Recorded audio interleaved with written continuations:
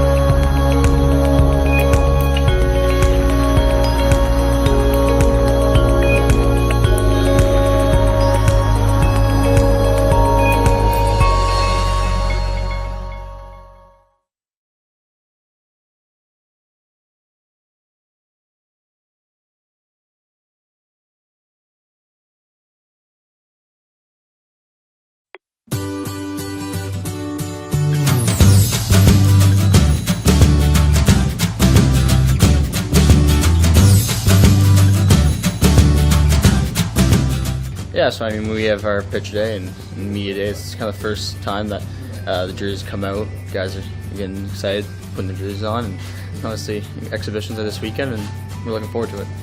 Yeah, it's fun every once in a while. We get the boys and make fun of some of the guys who take about 30 minutes to do their hair. But yeah, it's good to be out here and get some time with media. But it's been great to be back with the guys and get going on the season here. Today's a great day. Obviously, the media day is huge. Now we know that there's games coming up in a couple days, and everyone's really excited. I think we've had a long time, a long off season, and we're just ready to go.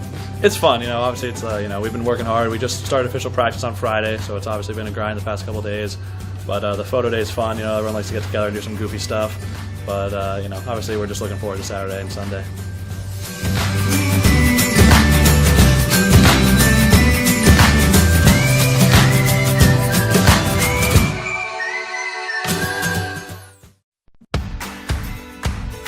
I think a common misconception is that we're just maybe a bunch of brainiacs or nerds, if you will. We're not nerdy. We do have fun. We do have time off. Because nerdy means that you're only just stuck on your studies and you got nothing else going on. We got a lot going on. We're athletes, we're community activists, we're global activists, we're engineers, we're lawyers, we're doctors. We got so much going on. You're with the smartest people in the country, and you're expected to stay on that level with them while competing at the highest level in your sport also. But we're also good at sports. We all had offers to some of the bigger time athletic programs, if you will. We're really good athletes. They're Olympic athletes and national champions at our schools. Field hockey just won a national championship again. Doing all these things that all these other schools are doing, but we also try to compete academically and give ourselves a chance to compete after athletics. We're a force to be reckoned with, and I don't think you can look past us.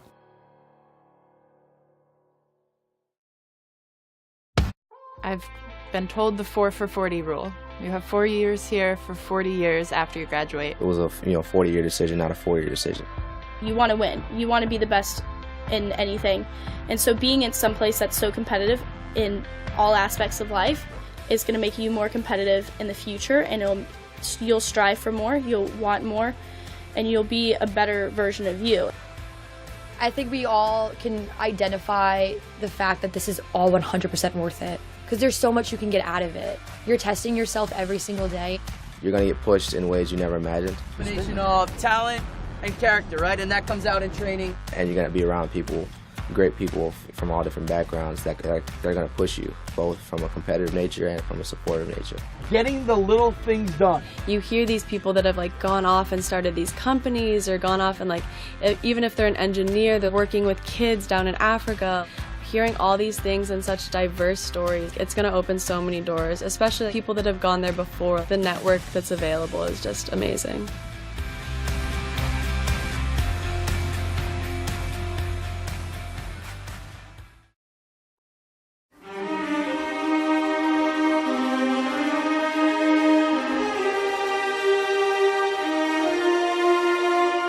So what impresses me so much about our student athletes is, of course, they're successful academically. I think that's almost a given. What I don't know how many people realize is how successful and driven they are athletically, and how competitive they are on the playing field. Unbelievable ending! It's Harvard!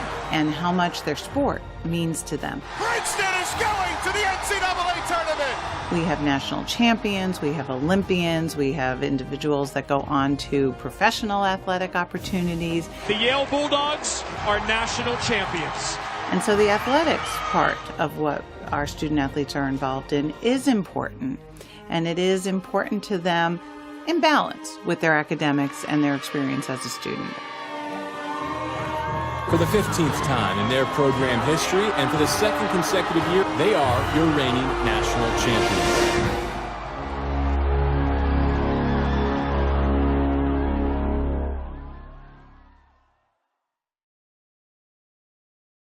An Ivy League student athlete. It's someone who excelled on the field, excelled in the classroom. I think they build off each other.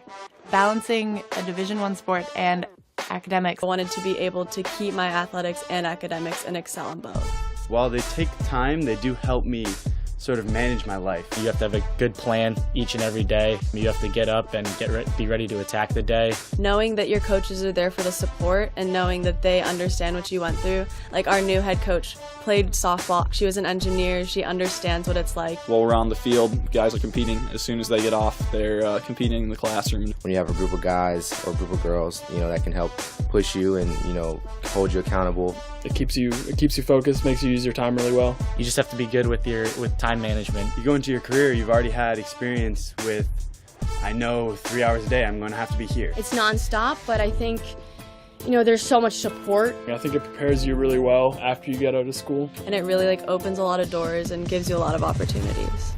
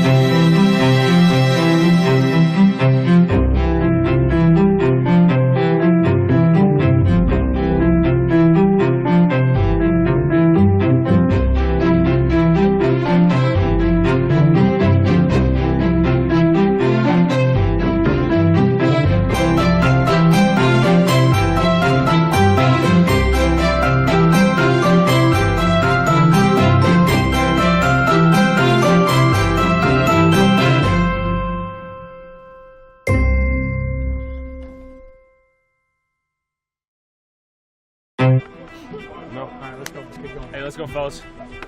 Hey, remember what our goal is. Our goal is to win an Ivy League championship. Let's go. Players on 3. 1, 2, 3. Go!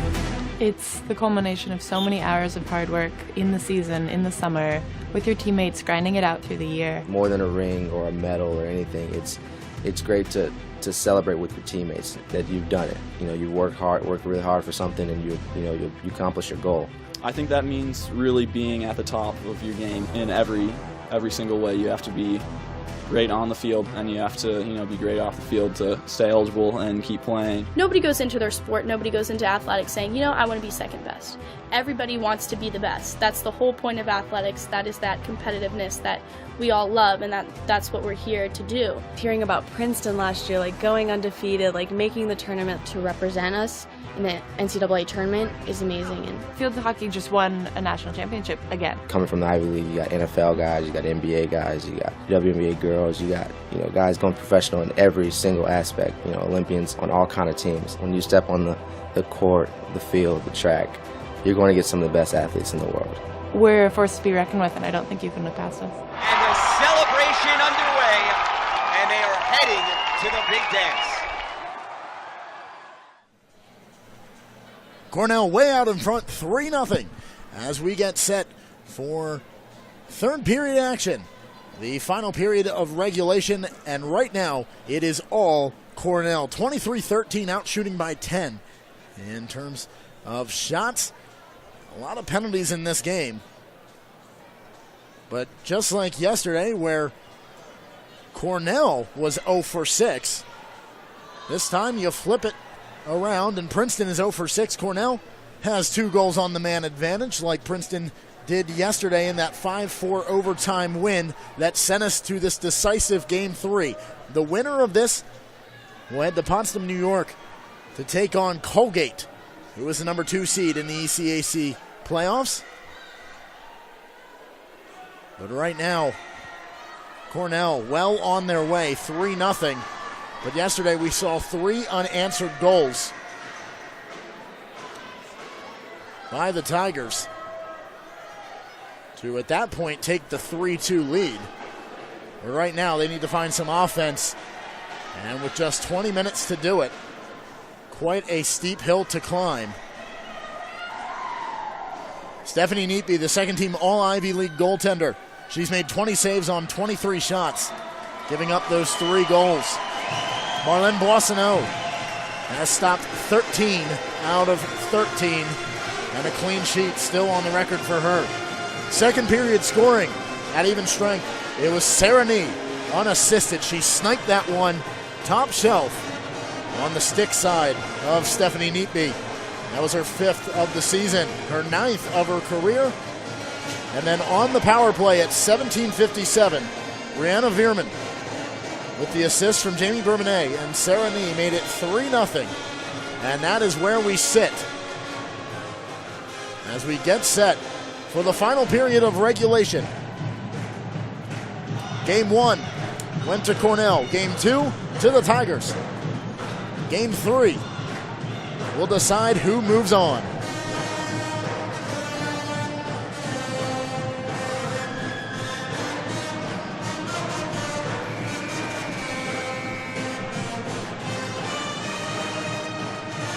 The teams will head to the ice.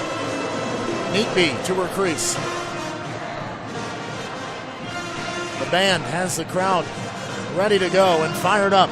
Their team leading by 3 goals. Face off for the 3rd period of action, and it's won by the Tigers. Turnover in the defensive zone and then cleared out and grabbed by Maddie Mills. 2-on-2, now 2-on-1, and offside are the Big Red as O'Neill was a half step in front of Mills. 14 seconds tick off and we have our first face-off.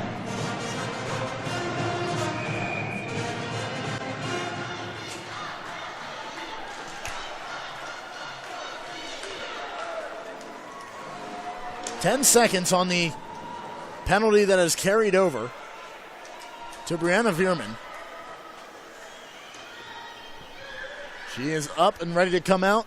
She does and comes right to the bench. Amy Curlew steps on. Back to even strength. This one cross ice to Bullock. Working, takes a shot. Nee gets a stick on it, and it goes up high. Nee plays forward to Curlew. Between the legs of Verbeek, and charging is Lewis. Hesitates, tries to play this one in the middle, and grabbed out of the air by Neatby, and a whistle comes. 19:07 to play in the 3rd period, 3-0.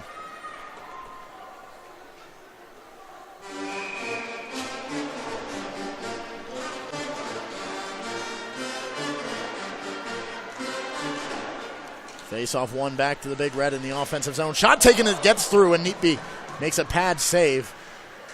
And it's cleared to the side. Oh, Buckley goes in hard. Still down on the ice. Neatby trying to get this one. Buckley finally pops up, but the Tigers are speeding forward. DeClerc plays out. Stopping, then feeding this one around behind. And working to the corner, but the Big Red can collect. And then picked off by the Tigers.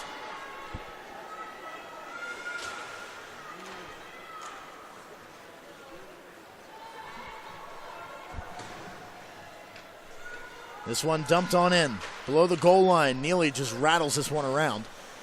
And grabbed by Mills, but she has that effort thwarted by 2 Tigers. Neely in the far corner, scrumming for this puck. And Cornell can come up with it. Veerman has her stick canceled by the collision of the other stick. And this one came out and went back in very quickly. And an offside is called. So a face-off just outside the Cornell zone.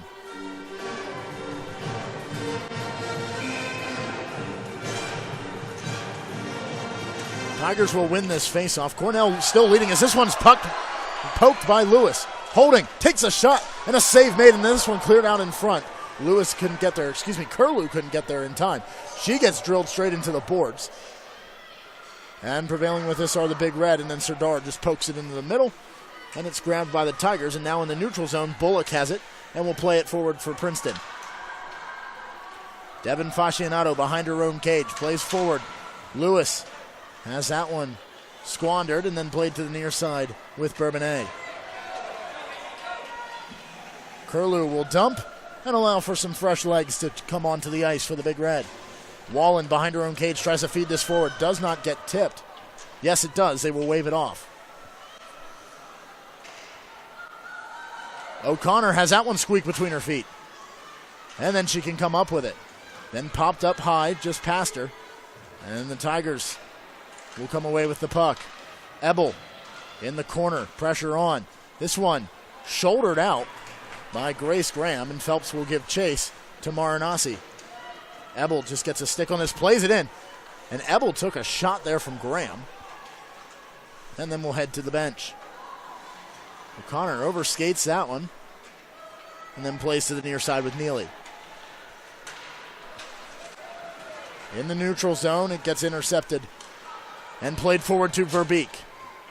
She takes a shot, a stick is there in front to deflect it up high. Fascianato plays over to O'Neal. Loses control of this one. Reaching here is Veerman. On the near side is Griffin. And going in hard to the boards is Veerman, and then she pops right back up. Crossing into the neutral zone is Fascianato, pickpocketed from behind, and then Cornell can come back up with the puck. Mills throws to Veerman. This one gets blocked away. O'Neal takes a shot. She's down on the ice. Neely steps up. Working down low, tries to feed in the middle. Sicarda is there to intercept it. Griffin muscles Mills off of this puck. Amy Curlew, she gets pinched onto the near side boards. Lewis now battling for this puck.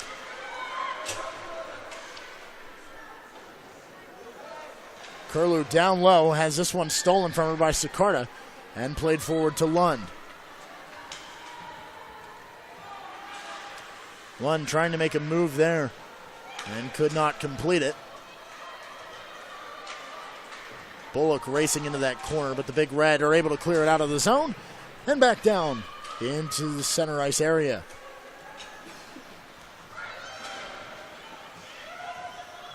Bullock gets held up on the near side boards, so Lewis is able to come in and pull that puck away, and then Bullock intercepts it. She goes down to the ice. Rip shot by Wallen, and this one wide of the cage as Boissonneau gave it a look. Marinasi takes a wrister, blocked by Buckley. Tried to feed this on the backhand to Phelps, just out of her reach, and then kicked forward by Lewis. Diana Buckley carrying, takes a wrister. Two sticks came together, and that one wide into the corner. Grabbed here in center ice, Carly Lund will just dump off the glass and come to the bench for a change. Near side boards. And then dumped on in off the stick of Claire Thompson. Knee for the Big Red behind her own net. Working out into the middle. Crosses the blue line and now working near side. Dumps this one on with some heat. And Thompson and Graham behind the play in a tangle up there. Graham was down on the ice, nothing coming. Bounce off the wall, McDonald has it. She gets pinched into the boards, now in the corner. Stopping and working back towards the circle. Gives for DeClerc, but Cornell can pick that off. Now Franco intercepts, takes a shot. Boissonneau blocks that one wide. Bourbonnais to the near side. Here's Mills. She has some help. This one squeaks through, and Neepy got a pad on it, but it's into the corner, and O'Neal comes up with it. Circling back. Takes a quick little spinning wrister. This one on the back end. The door was open, but Neepy's able to get a stick on it. Neepy trying to pop back to her feet as Mills trying to make some space. Mills still comes up with it, gives to Veerman on the near side. Feet out in front. Serdar was streaking into the slot and just lost control of it.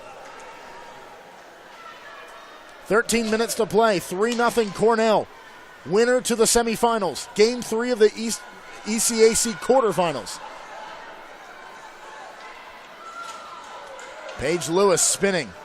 Finally, Marinasi can flip it off the glass and back into the neutral zone. Touching up are the Big Red, and now they will chase it in. McDonald over to Lund. Lund will leave for Griffin, and she will play it forward and allow Lund to chase it into the zone.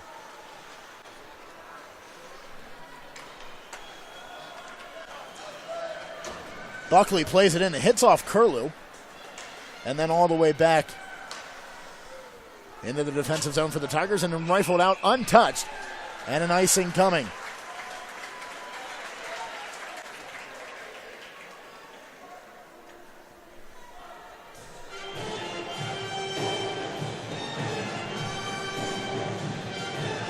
Kara Mori wanted to have a discussion with the referee.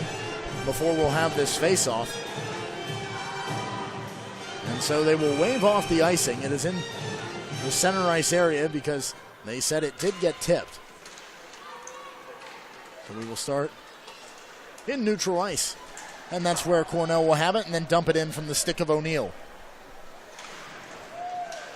Thompson prevails with that puck back behind, then Bourbonnais takes it at center ice.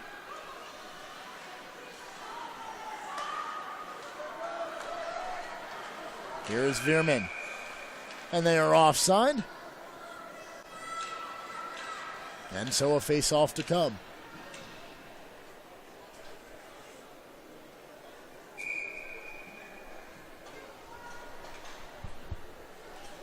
.11:52 to play. Cornell out in front, 3-0. Goals coming from Mills, Nee, and Veerman. 2 of them in the second period. 2 on the power play. Cornell is 2 for 7 in that category today. 0 for 6 are the Tigers. O'Connor plays forward. Serdar gets stood up. She gets taken down to the ice. Fans want a penalty. They will not get it. Now an arm is up behind the play. So a delayed penalty now coming. And they're going to get DeClerc for holding. And so back to the power play, which has been working tonight for the Big Red. 11:22 left in the game. Keiko DeClerc, the junior out of San Jose, California, will sit for 2 minutes for holding. And the top line of Veerman, O'Neal, and Mills will come out to take this face-off to the right of Stephanie Neatby. Sarah Nee collects it at the blue line, works forward to the circle for Veerman, back to Nee. Back up to Veerman, they'll play pitch and catch. Over to Bourbonnais, steps up, then gives to O'Neal. O'Neal wrists across, this one wide of the goal mouth. A couple sticks, maybe got a touch on it, but it squeaks all the way through. Grabbing this is Mills, she'll have to recollect at center ice. Nee just dumps this on in and paddled aside and then flicked back out by Neatby. 1:25 on the penalty to DeClerc. 2 minutes for holding. Bourbonnais streaking on the far side boards. She gets muscled off this puck. And then O'Neal plays back to Nee, reaching at the point. Plays near side to Mills. Back to the blue line, just out of the reach of Sarah Nee, so she'll have to backtrack. And hands that off to Bourbonnais. Serdar holding and takes a shot. This one comes straight up. And somehow doesn't. Off the skied rebound, doesn't go across the goal line, and it just squeaks wide. 10:10 to play, 48 seconds on the penalty to DeClerc. This one kicked back out. Fascinato reaching for it. She'll keep it in the zone. Played behind. Buckley comes up with it. Then over to Lewis. Still below the goal line. Kick back out to Aaron O'Connor. Devin Fascinato settling near side with Serdar at the circle. Fascinato over to O'Connor. At the point, Fascinato rips a shot. This one gets blocked in front and cleared down. O'Connor keeps it at the blue line.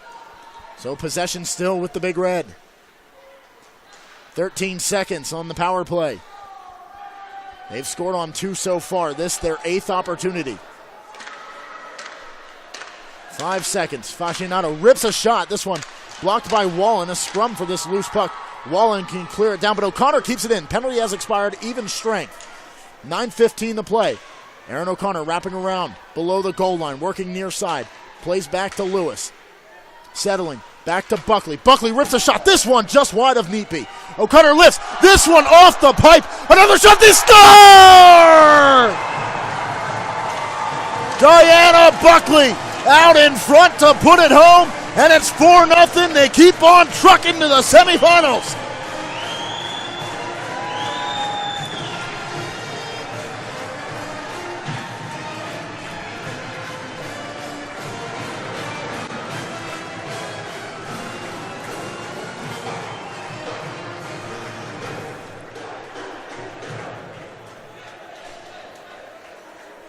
So now a conversation over at the scorer's box.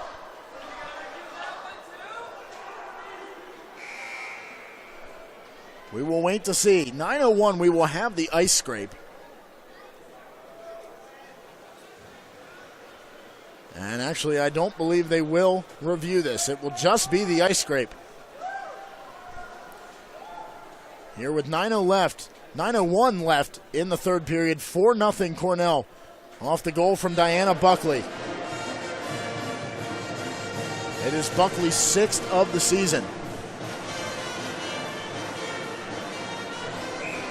Stay connected with the Big Red all year long. Be sure to follow Cornell Sports on Twitter, Facebook, and Instagram for all your Big Red updates, news, and more. Follow all the accounts for video highlights and in-game stats updates. Cornell on social media. So it is 4-0. Under 9 minutes to play. Diana Buckley, a big goal to make the hill a mountain for Princeton. Bourbonnais will get the assist on that goal. This one fed back, skips over the stick of Thompson, and she will have to race back into her own zone. 8.5 to play. Cornell has opened it up. 4-0. Now below the goal line is Mills. Pressure on. Hit into the corner and then feeds to Veerman on the other side. Tries to put this back behind. O'Neal reaching for it. She's being held up here into the boards. Fans wanting a holding. Nothing coming. O'Neal pivoting, working back. Loses control of this. Grabbed by Bullock. And then brought out by McDonald. Poked away from her, and then she somehow gets it back. Now Serdar lifts this off the glass. Neutral ice, Curlew streaking. She has Serdar with her. Works back. This one poked free and back just past Wallen, and Serdar comes up with it. She gets held up in the corner, and then Folk gets spun around and then can play this back. O'Connor has it at the blue line, working to the far side. Takes a odd bounce off the end boards. And now carried across by Marinassi. She gets stood up. O'Connor's going to be called for the penalty here on the interference. So just under 7.5 minutes to play in the third period. They trail by 4, and they have done nothing yet tonight on the power play. 0 for 6. Will it be lucky number 7 to try to at least get one back for the Tigers?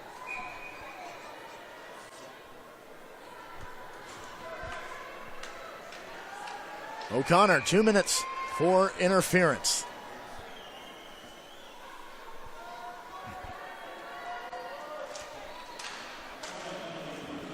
Then back to Wallen. Waiting, fires, blocked by Mills. Mills poking for this. They have a league-leading 8 shorthanded goals and almost a fast break for Maddie Mills.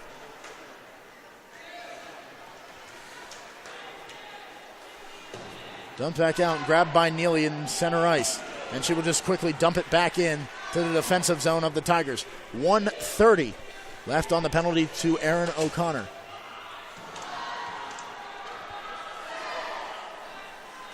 Nee making some space for her and settling in her own zone. Lifted forward, soccered straight back down by Sicarda. And she prevails with the puck. Fed over to McDonald. She loses control, a diving effort by Sarah Nee, and it's cleared back down. Now a foot race on as Lewis is trying to get there before Thompson. Thompson goes down. Lewis comes up with this puck, and she will try to milk time off this penalty.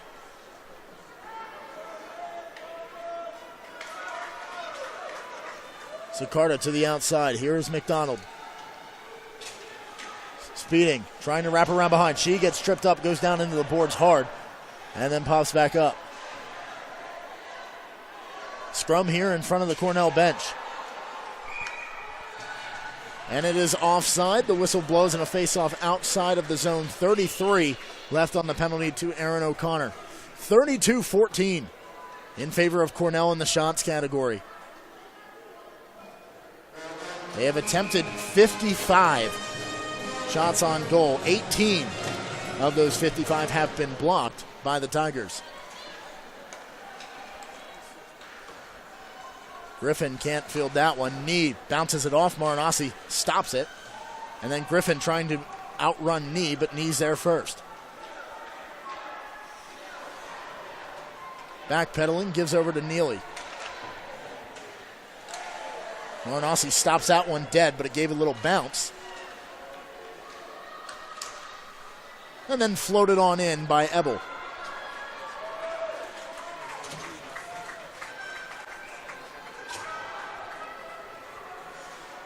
Down low, still trying to milk time in this game as the penalty has expired. We're back to even strength.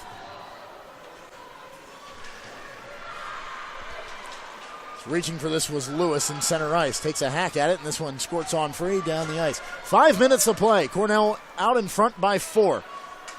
If they hold on to this big 4-0 lead, they are headed to join the other top 3 seeds in the ECAC semifinal. The 1 seed in Clarkson will host.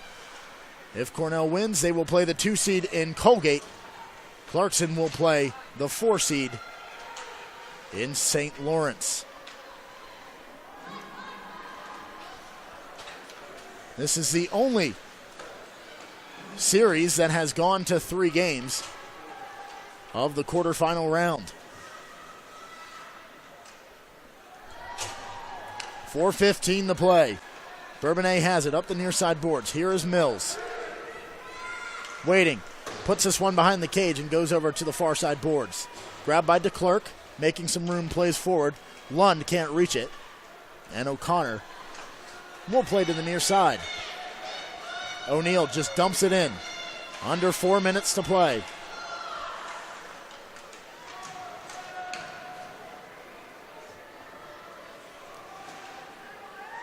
Princeton looking for a miracle to keep their season alive. Shot in, Boissonneau saves that one. And then collecting the rebound down low with a big red, but then the Tigers had a touch on it and then finally cleared out. Pops free, back and forth they will go. Lund comes up with it. Feeds back.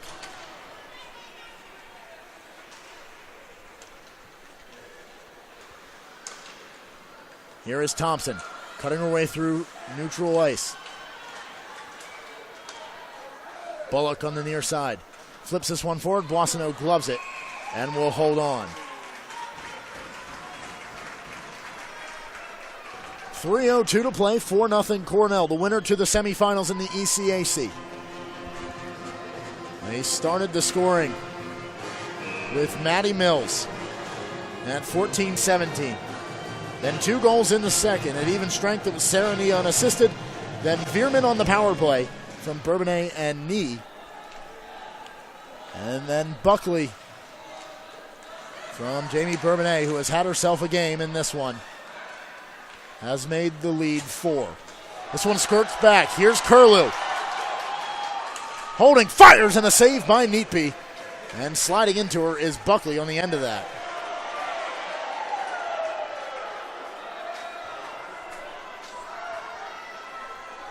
Amy Curlew, wide-eyed as she saw the cage in front of her all by herself. But a great save by Stephanie Neatby. She's had herself a tough afternoon.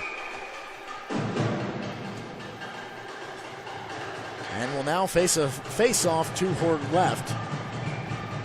2:42 to play. Cornell way out in front, 4-0. Top line out for the Big Red. Face-off won back by the Tigers. In the near side corner. And forked out. Fired back in. Grabbed by Marinasi. And here is DeClerc.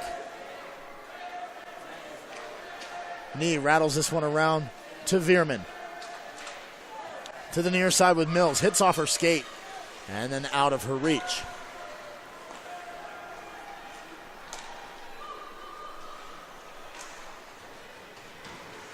Dumped on back in the midst of a change. Lifted, hits off of Graham. And then finally the Tigers will collect. 1:57 to play in the game.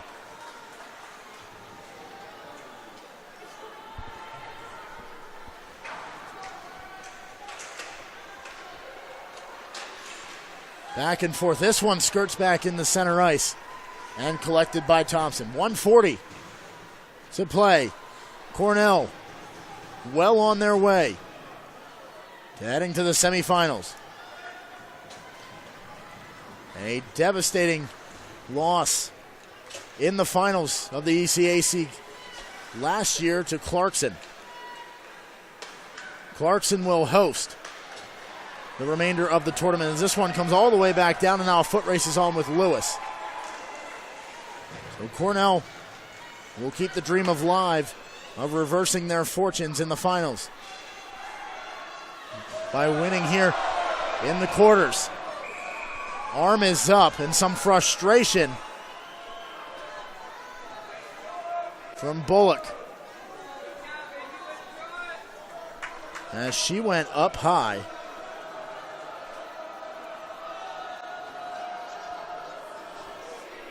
And now back to the man advantage with 1:01 remaining are the Big Red.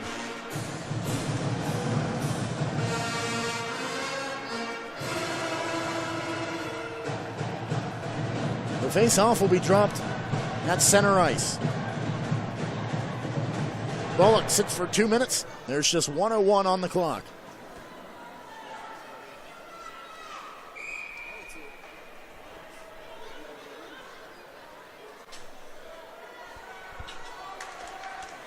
So they will also get curlew.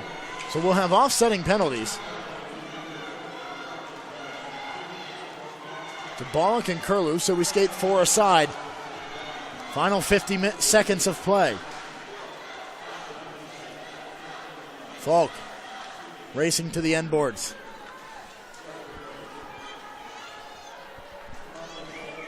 Scrum here as this one kicks back. Cornell has been dominant. They had heartbreak yesterday as Boissonneau dives to hold on to this one. And that's exactly what she'll do. A diving save to pick that one out of the air as it took an awkward deflection off the boards to keep the clean sheet alive. 27.8 seconds separate Cornell from the ECAC semifinals, where they will take on the 2 seed in Colgate. Game 1 went the way of the Big Red, 2-1. Then in Game 2, it was 5-4, a back-and-forth affair, finally won in overtime by Princeton in heartbreaking fashion. Final 15 seconds of the quarterfinal round. Cornell will play it forward. 10 seconds left on the clock, a scrum in the middle, and a whistle blows. 9.4 on the clock. And a haltage of play.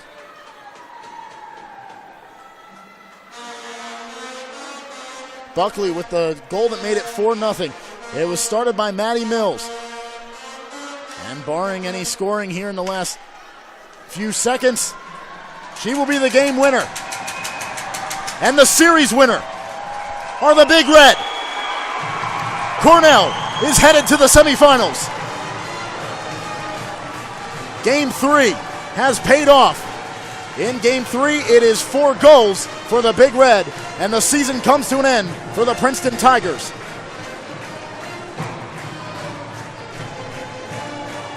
(33-18). The shots in favor of Cornell, and 4 of them got past Stephanie Neatby. And the Tigers will come away from the quarterfinals empty-handed, and the Big Red will move on and stay alive in the ECAC playoffs as they head to the semifinals in Potsdam, New York to take on Colgate.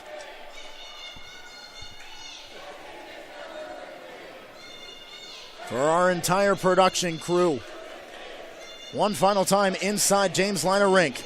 4-0. Cornell advances to the ECAC semifinals. I'm Mark Shelley. We'll see you next time, and we bid you a pleasant adieu.